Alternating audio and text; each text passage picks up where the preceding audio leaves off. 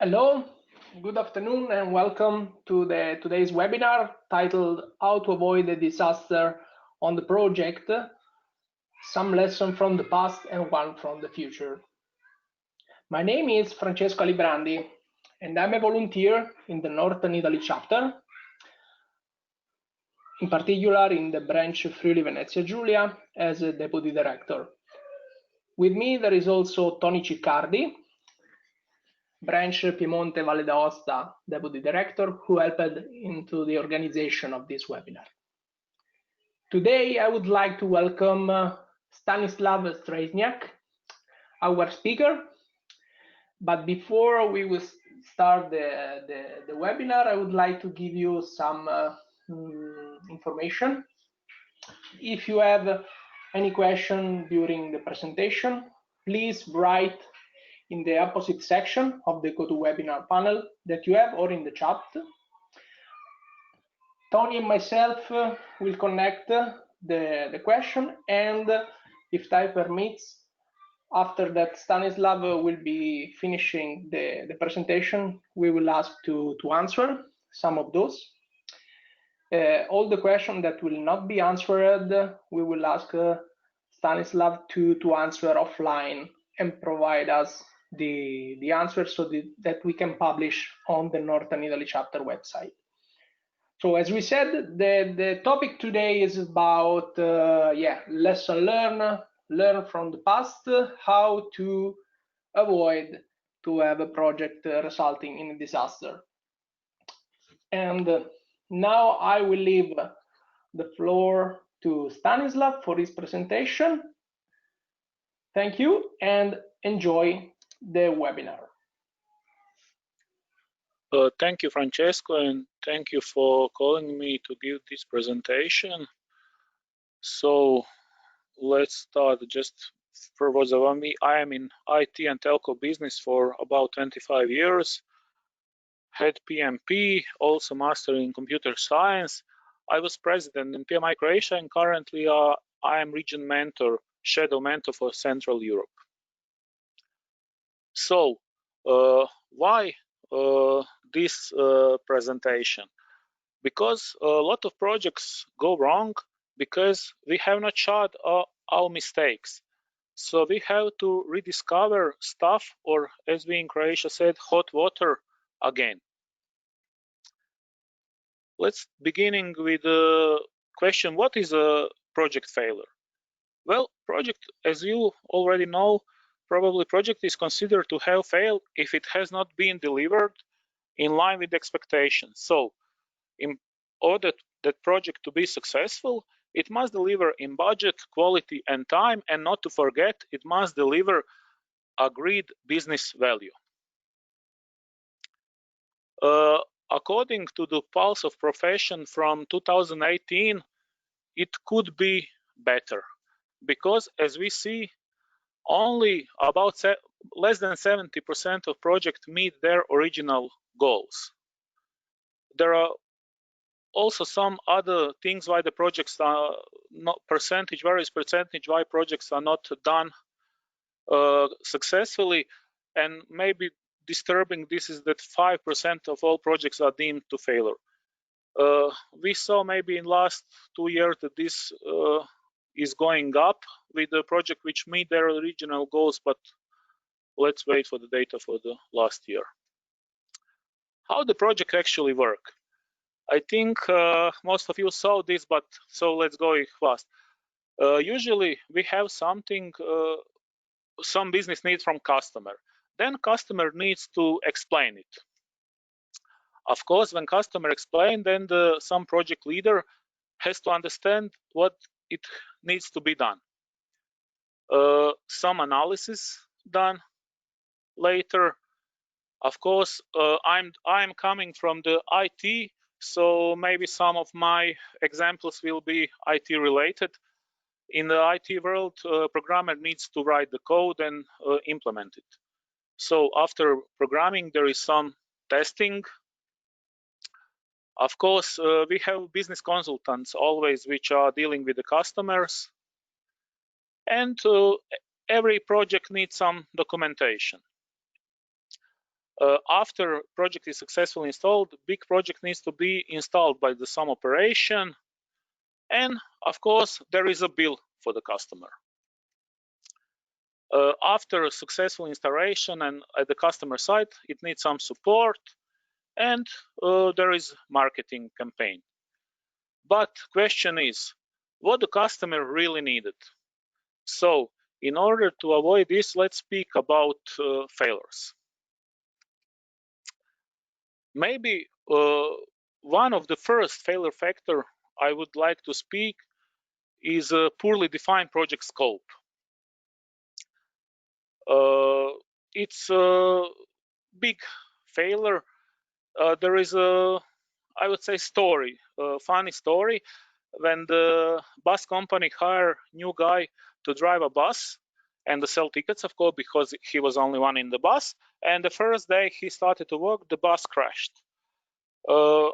Luckily, all passengers went with just minor injury, but the driver was severely injured, so the bus came to visit him and asked, okay, what happened? Guy said, I don't know. I was selling ticket in the back. So it is obviously that we need communication for us, and wrong communication is big failure factor. I don't know, did you see this before? English teacher wrote, a woman without her man is nothing, and asked students to put punctuation marks. So this was just a wording without punctuation mark. And surprisingly, gentlemen wrote, a woman, comma, without her man, comma, is nothing, and ladies wrote, a woman, double dots, without her, comma, man is nothing. So completely different meaning. So as we see, it's all about perspective. Talking about perspective, do not know, did you hear the story about 6 blind men in a village somewhere in India, let's say, because elephants are common there? And they heard that this animal will come to their village. They were blind, but they wanted to experience, feel the animal. So they agreed they will go there and touch it. First one came to the trunk and said, okay, this elephant is like a thick snake. Second one came to ear and said, it's like kind of fan. One stumbled upon his leg and said, oh, no, it's pillar like a tree. The guy came to the side and said, it's a wall. One guy came from behind and touched the tail and said, no, it's like a rope. And the last one feel his tusk and said, it's hard, smooth, oh, it's like a spear. So they discuss long and loudly into the evening, and each has its own idea. And though all they're partly right, yet all are very wrong. When we are talking about communication, important, we can represent person as a tree. And each tree, we see a tree top. And tree top could represent person communication style, conflict resolution, task handling, decision-making style, how the person showing feeling, and how the person sharing informations. This is what we see. But as we know, every tree has the roots, and roots are the same size as the tree top. And those roots represent our beliefs, values, perception, expectation, attitude, and assumption. So this sign is in various culture, meaning various things. In the UK and USA, it means okay. In Russia, means zero. In Japan, means money. And in Brazil, it's an insult. According to the cultural heritage, it means different kind of people. So there is one funny story that UN made world survey with only one question. Please give us your honest opinion on solutions to the problem of food shortages in the rest of the world. It was complete disaster. People in Africa did not know what the food is. People in Eastern Europe did not know what the honest is. People in Western Europe did not know what the shortage is. In China, they did not know what the opinion is. In Middle East, they did not know what the solution is. And in South America, they did not know what to please is. And at the end, in USA, they didn't know what the rest of the world is. When speaking about cultural difference, there is a nice page. I will give you the link, which is called Culture Compass. And you can enter country or more countries and get on 6 various items. You can get how the country behave in this. I took for the Italy, for example, and just will go pass through this. For example, power distance is extent to which the less powerful members of institution and organization expect and accept that fact that the power is not distributed unequally.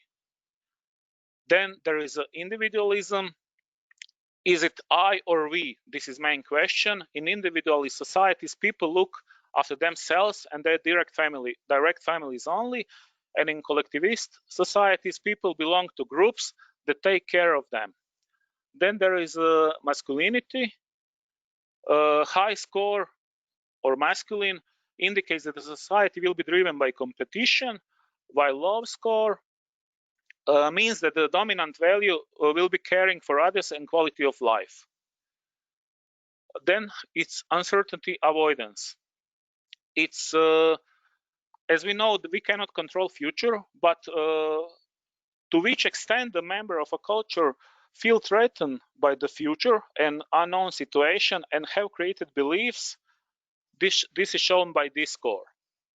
Then long-term orientation, how every society maintain links with its own past while dealing with the challenges of the future.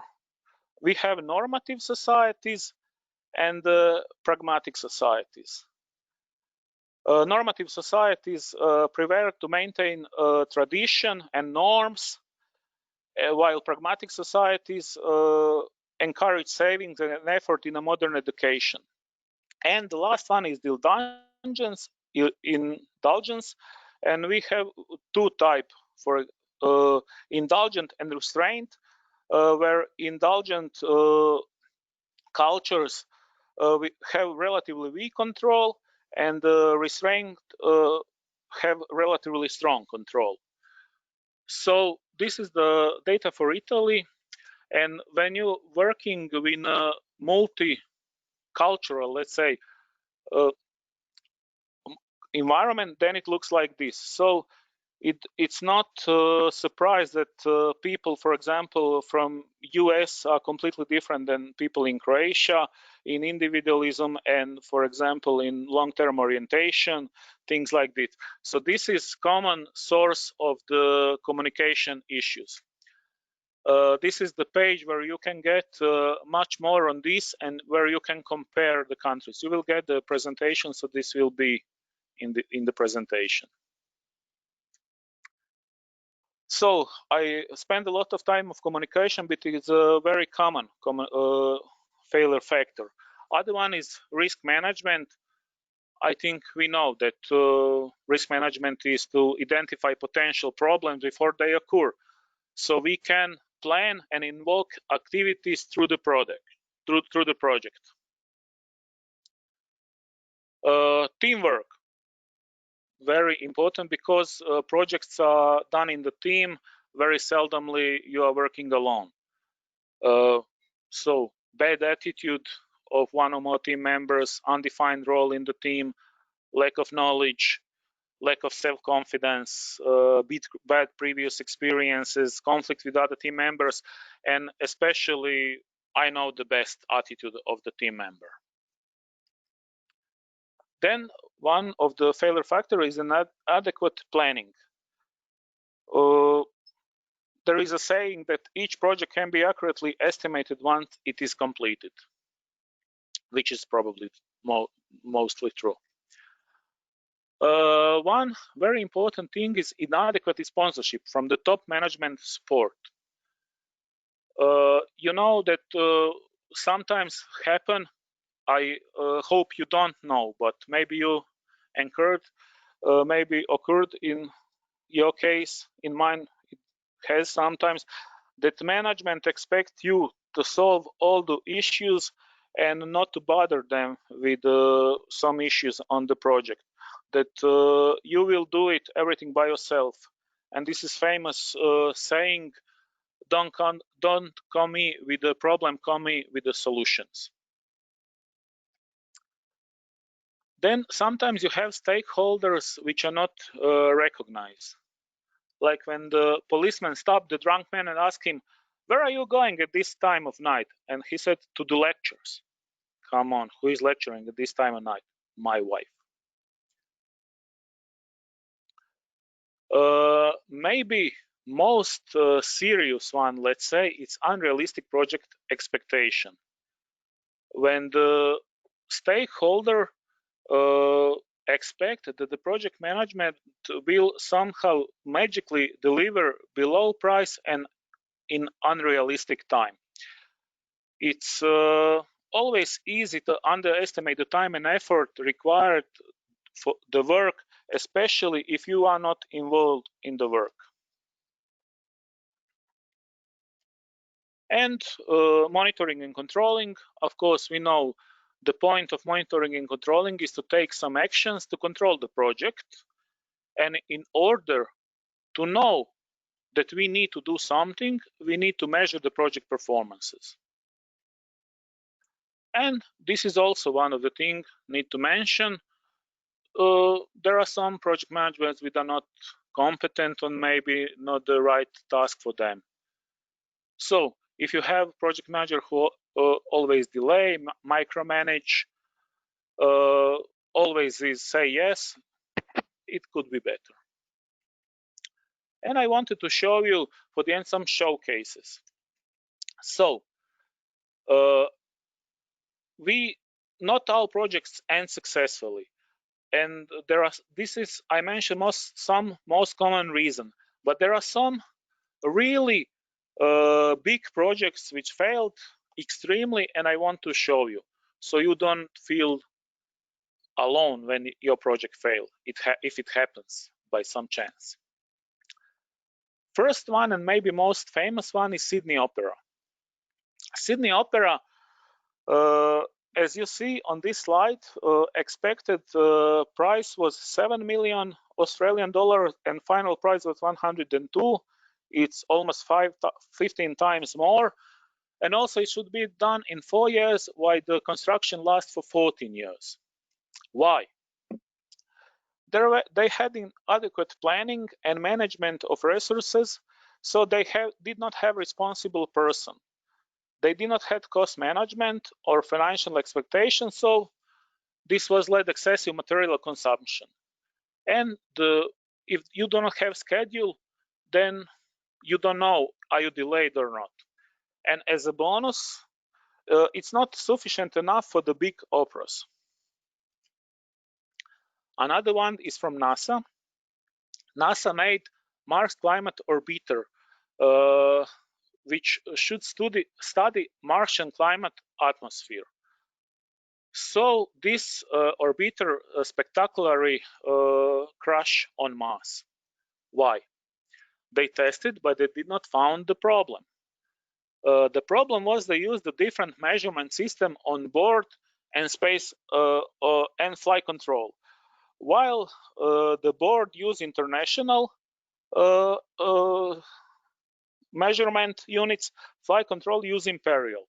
So, and if we know that 1 pound of force is 4.4 Newton, that means that it was 4 times more force was done to the unit, and it crashed on the Mars.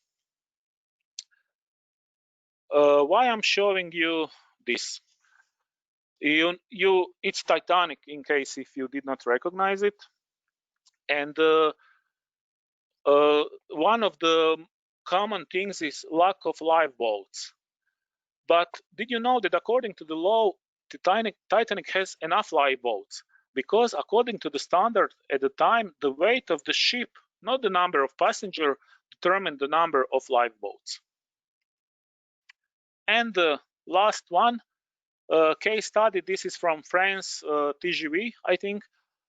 They bought new trains. It's 15 billion euro. But what they found? They found after the arrival of first new fleet that some stations are not wide enough for the trains. And after that, they found that not that the trains are too wide, they are also too high for some tunnels in the French Alps. So cost of rework was, until now, it was last year, I found this number, 68 million euro. So this was the examples from the past, and I will want to give you an example, well, let's say from the future. I think you know this orbital battle station. It's built by Galactic Empire. It is a space station armed with a planet-destroying super laser, and it cost 1 billion galactic credits. It's a Death Star 1. So there are some things we can learn from these Death Stars. For example, it had incomplete project requirements. It meant to be ultimate weapon, and it succeeded. But they forgot defensive measure. So it is not enough just to plan for the risk and challenges, but you need to know the real life of your projects and what are requirements. There was no risk management strategy. So they had a thermal exhaustive port, 2-meter wide, how it was destroyed at the end, but you need to know about it. And very important lesson for us this, there is no project too big to fail, and there is no project too small to neglect the risk. Also, negative stakeholders. We learned that this thermal opening was intentionally left by the chief engineer of Death Star, who was forcibly taken to work on it. And of course, poor leadership. So if you ever worked with an unreasonable manager, you know that Vader, Lord Vader, and Tarkin were not exactly approachable, and they did not encourage people to work together or offer new idea. So on this orbital battle station, Death Star 1 was destroyed. So they built Death Star 2. But did they learn something from it? No. They forgot again to build defensive measure. Maybe if they had retrospective after the first one and check what worked well, what could be improved, maybe they could make better one. Unreasonable stakeholder, it's the emperor. He wanted as soon as possible, unreasonable timeline, and this was really hard to manage it. They did not have sufficient resources, so it was asked few times, but of course they did not want to hear about it. And maybe last, it was lack of focus. So when Lord Vader was not managing the Death Star 2, he was chasing Luke Skywalker across the universe. He was not focused on his work. So multitasking is a productivity killer, as we see.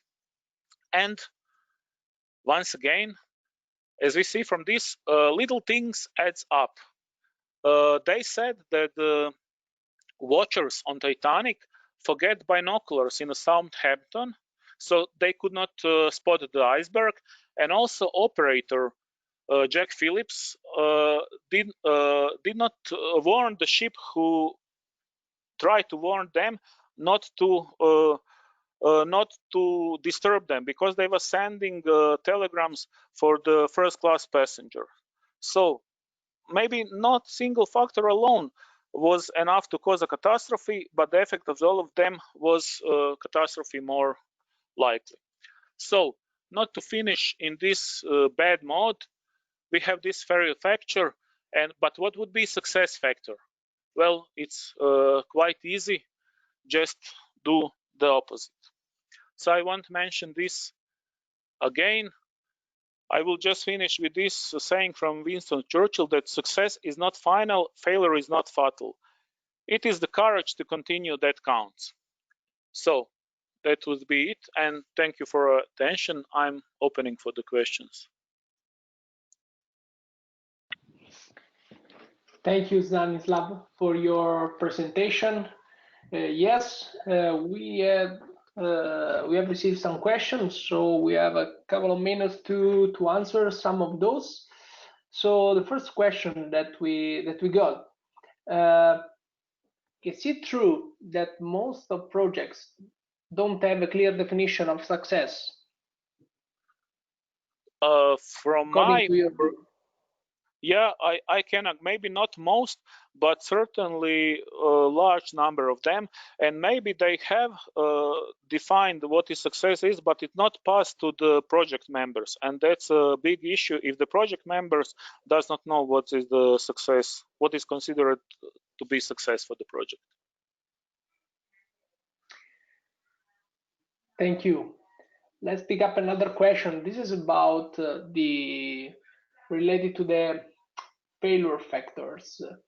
And the question is how the agile and lean approaches can be used to, say, to overcome in particular the requirements management issue and reduce the risk of failure. Yeah, I think that lean and agile are great because they are basically doing in small cycles, and what is most important, product owner is include and needs to be included in the project.